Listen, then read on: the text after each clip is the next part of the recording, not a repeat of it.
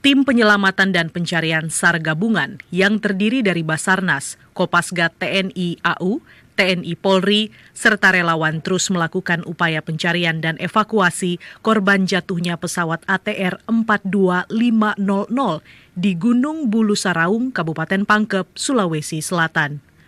Namun curah hujan tinggi di lokasi pencarian terus menyebabkan kabut tebal hingga jarak pandang terbatas.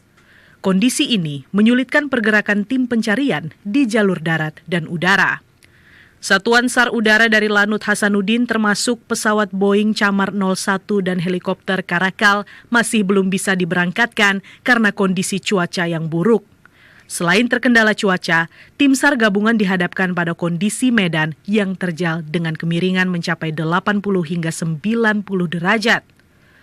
Dalam proses pencarian, satu korban telah berhasil ditemukan.